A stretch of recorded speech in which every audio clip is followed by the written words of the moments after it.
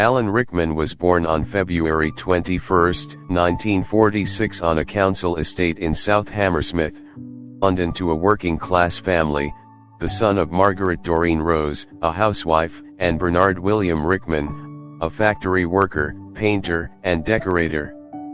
At the time of his older brother, David's birth, he had been working as a World War II aircraft fitter. His ancestry was English, Irish and Welsh. His father was Catholic and his mother was a Methodist.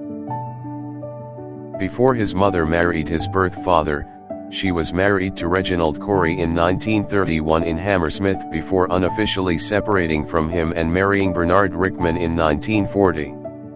When Rickman was 8, his father died of lung cancer on September 9, 1954 at age 40, leaving his mother to raise him and his 3 siblings mostly alone. She married again in 1960 to Kenneth W. J. Edginton, but divorced his stepfather after 3 years. There was one love in her life, Rickman later said of this. Rickman attended Derwentwater Primary School, in Acton, London, a school that followed the Montessori method of education. He attended Latimer Upper School on a scholarship and then went on to study graphic design at Chelsea College of Art and Design.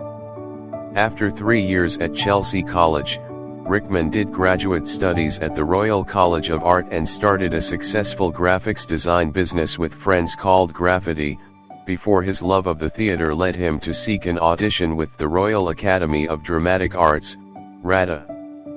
He received a scholarship allowing him to study at RADA, which enabled him to start his professional acting career, which lasted nearly 40 years, a career which has spanned stage, screen, and television and lapped over into directing, as well. Whilst he was best known for his film roles, Rickman's first love was the stage. He worked extensively with various British repertory and experimental theatre groups on productions including The Seagull and Snow Wilson's The Grass Widow at the Royal Court, and appeared 3 times at the Edinburgh International Festival. While working with the Royal Shakespeare Company, he made a particular impression as the male lead in their 1985 production of Les Liaisons Dangereuses. When the show went across the Atlantic in 1986, Rickman went with it to Broadway, and there earned a Tony Award nomination for his performance as the elegant and heartless seducer. Alan Rickman also performed on stage in Noël Coward's romantic comedy Private Lives, which transferred to Broadway after its successful run in London. Rickman was reunited with his Les Liaisons Dangereuses co-star, Lindsay Duncan, and director, Howard Davies for this Tony Award-winning production. Previous to this he had appeared in the Royal National Theatre's production of Antony and Cleopatra as Mark Antony, opposite Helen Mirren as Cleopatra, which ran from October 20 to December 3, 1998. Before that, he performed in Yukio Ninagawa's Tango at the End of Winter and the Riverside Studio production of Hamlet in 1991, directed by Robert Sturua. He directed The Winter Guest at London's Almeida Theatre in 1995, which is successfully transferred to film in 1996, which starred his Harry Potter co-star Emma Thompson, and her real-life mother Phyllida Law.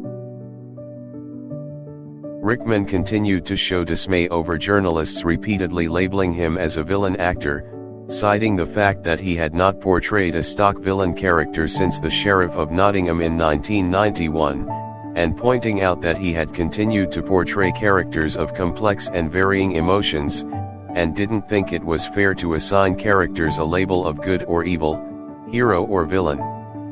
The media also dogged him in later years for his thoughts on his role in the Harry Potter series, an irritation to him as he felt the press were too interested in Snape to pay attention to his other work. However, he is very much admired by his Harry Potter fans for the protection he showed for his character in the series, as he continued to cite a fear of ruining the mystery of the character for the fans by talking about him. It is known that prior to the book release of Harry Potter and the Half-Blood Prince, Rickman had spoken on occasion about Snape quite easily, but with the controversy of the character following the events of the sixth book, Rickman refused to speak on the character anymore.